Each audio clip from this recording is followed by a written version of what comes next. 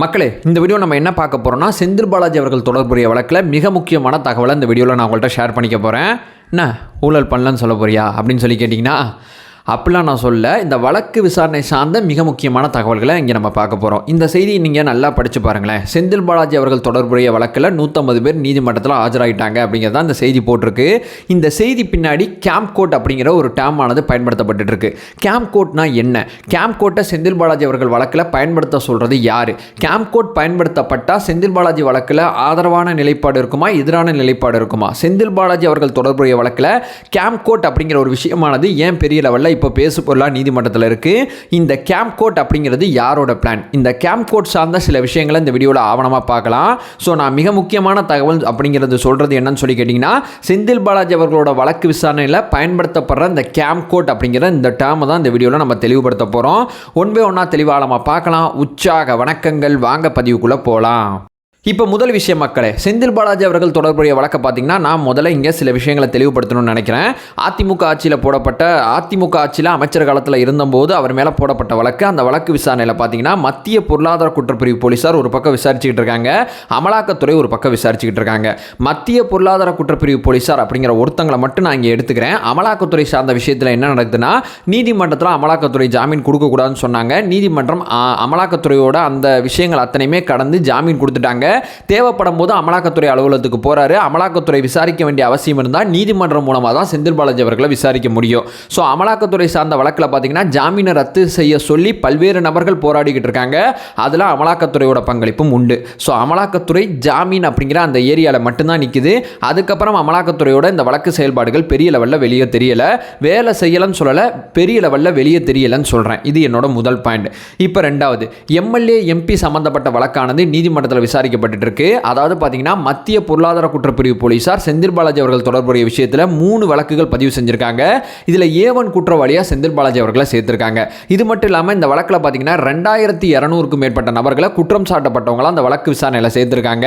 இந்த 2200 பேர்ல பாத்தீங்கன்னா 100 பேர் 150 பேர் அப்படிங்கிற மாதிரி வந்து தொடர்ச்சியா அந்த வழக்கு விசாரணையில் சம்மன் அனுப்பப்பட்டு ஆஜராகிட்டு இருக்காங்க.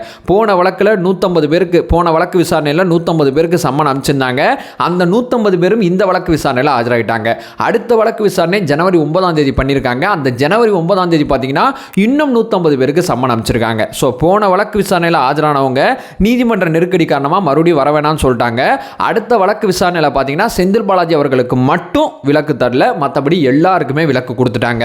ஸோ செந்தில் பாலாஜி அவர்கள் தொடர்புடைய வழக்கில் பார்த்தீங்கன்னா 2200க்கும் மேற்பட்ட நபர்களை அவங்க அத்தனை பேருமே நீதிமன்றம் வர வச்சு பெரிய லெவலில் பார்த்தீங்கன்னா சம்மனை கொடுத்து வர வச்சு பெரிய லெவலில் பார்க்குறாங்க, விசாரிக்கிறாங்க அப்படிங்கிற அப்டேட் தான் இப்போ வரைக்கும் செந்தில் பாலாஜி அவர்கள் தொடர்புடைய வழக்கில் நடக்குது. ஸோ தொடர்ச்சியாக இவங்க அந்த சம்மன் அனுப்பிச்சு விசாரிக்கக்கூடிய இந்த வேலையில் பார்த்தீங்கன்னா குற்றம் சாட்டப்பட்ட அந்த 2200 பேர் இருப்பாங்கல்ல, அவங்க சார்பாக ஒரு நீதிமன்றத்தில் ஒரு வழக்கறிஞர் ஒருத்தர் வந்து ஒரு டேர்ம் ஒன்று பயன்படுத்துறாரு. கேம்ப் கோர்ட் அப்படிங்கிற ஒரு டேர்மை பயன்படுத்துறாரு. அவர் என்ன சொல்ல வரான்னு சொல்லி கேட்டிங்கன்னா, முதல்ல அவரோட பேரை சொல்கிறேன். ஜார்ஜ் வில்லியம்சன் அப்படிங்கிறதான் அவரோட பேர். அவர் என்ன சொல்ல வரான்னா, செந்தில் பாலாஜி அவர்கள் தொடர்புடைய வழக்கில் பார்த்தீங்கன்னா குற்றச்சாட்டப்பட்டவங்க அத்தனை பேருமே ஒரே நேரத்தில் நீதிமன்றம் ஆஜராகிறது தான் சரியானதாக இருக்கும். ஏன்னா இந்த மாதிரி வந்து குற்றம் சம்பந்தப்பட்ட வழக்கில் பார்த்தீங்கன்னா ஒருத்தரை சம்மன் அனுப்ப சொல்லி, ஒருத்தரை வேணான்னு சொல்லி, ஒருத்தரை சம்மன் அனுப்ப சொல்லி, ஒருத்தரை வேணான்னு சொல்லி நம்ம வழக்கு விசாரணை கொண்டு போனால் சரியாக இருக்காது. ஸோ செந்தில் பாலாஜி அவர்கள் தொடர்புடைய வழக்கில் நீதிமன்றம் இந்த மாதிரி நடந்துக்கிறது இடநெருக்கடி பிரச்சனையினால தான் நீதிமன்றம் இந்த மாதிரி நடந்துக்குது. ஸோ இடநெருக்கடி அப்படிங்கிற பிரச்சனை இருக்கும்போது கேம்ப் கோர்ட் அப்படிங்கிற மாதிரி வந்து ஒன்று பெரிய லெவலில் நேரு உள் விளையாட்டு அரங்கத்தில் போய் நம்ம எடுத்து இந்த வழக்கு விசாரணை நடத்தலாம், அப்படி இல்லாட்டி தீவிடுதலில் எடுத்து இந்த வழக்கு விசாரணை நடத்தலாம். ஸோ இந்த வழக்கு விசாரணையானது நீதிமன்றத்தில் நடந்தால் இடநெருக்கடி பிரச்சனை இருக்கிறதுனால இந்த வழக்கு விசாரணை தொய்வு ஏற்படுது. நான் வந்து இந்த வழக்கு விசாரணையில் குற்றம் சாட்டப்பட்டவங்க சார்பான ஆஜரானேன். என்னுடைய மனுதாரர் ஒருத்தர் இந்த வழக்கில் பார்த்தீங்கன்னா சாட்சி சொல்றதுக்கு வந்தார். அவரை தூக்கி இந்த வழக்கோட குற்றப்பத்திரிகையில் சேர்த்திருக்காங்க. ஸோ இந்த மாதிரி இந்த வழக்கில் அந்த குற்றம் சாட்டப்பட்டவங்க பின்னணியில் நிறைய விஷயங்கள் இருக்கு. ஸோ நீதிமன்ற நெருக்கடி காரணமாக நீங்கள் இந்த நீதிமன்றத்திலேயே உட்காந்து விசாரிச்சுக்கிட்டே இருந்தீங்கன்னா இந்த வழக்கை விசாரிச்சு முடிக்கிறது ரொம்ப கஷ்டமாக இருக்கும். ஸோ அதனால நான் கேம்ப் கோர்ட் அப்படிங்கிற ஒரு ஒரு டேமை நீதிமன்றம் இதுவரைக்கும் பயன்படுத்தாது கிடையாது. இந்த வழக்கில் பயன்படுத்தினுச்சுன்னா ரொம்ப சரியாக இருக்கும் அப்படிங்கிற மாதிரி வந்து ஒரு வாதத்தை அந்த வழக்கறிஞர் நீதிமன்றத்தில் முன்வைக்கிறார். ஸோ அந்த வழக்கறிஞர் நீதிமன்றத்தில் அந்த வாதத்தை முன் வச்ச பிறகு நீதிபதி ஒரு பதில் சொல்லணும்ல அவருக்கு. அந்த நீதிபதி என்ன பதில் சொல்கிறாருன்னா, எதையும் நாங்கள் கவனிக்காமல் இல்லை, எல்லாத்தையும் நாங்கள் பார்த்துக்கிட்டு தான் இருக்கோம். இப்போ இருக்கக்கூடிய சூழலில் இந்த நீதிமன்றம் இந்த வழக்கை இந்த கண்ணோட்டத்தில் விசாரிக்குது. ஆனால் நீதிமன்றம் இப்படியே அந்த வழக்கை விசாரிக்காது. ஏன்னா உச்சநீதிமன்ற அறிவுறுத்தல் அடிப்படையில் இந்த வழக்கு விசாரிக்கப்பட்டு இருக்கு. ஸோ இப்படியே விசாரிக்க மாட்டோம். கூடுதலாக நிறைய உதவிகளை கேட்டிருக்கோம், கூடுதலாக சில ஊழியர்களையும் கேட்டிருக்கோம்.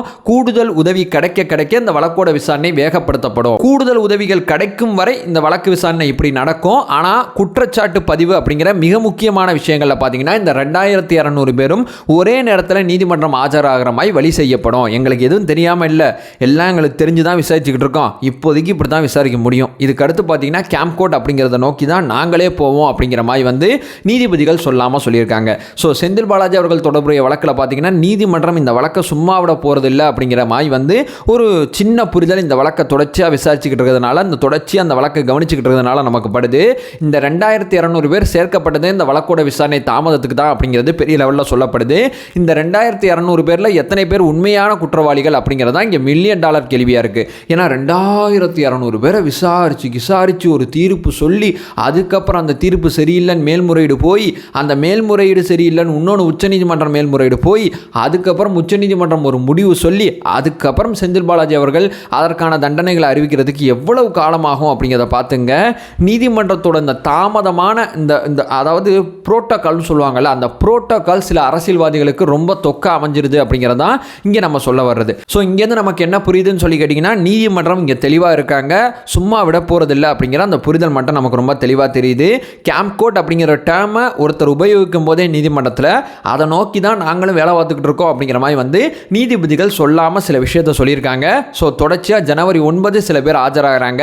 அதன் தொடர்ச்சி அந்த வழக்கு அடுத்த கட்ட விசாரணையில் இன்னும் கொஞ்சம் பேர் ஆஜராவாங்க.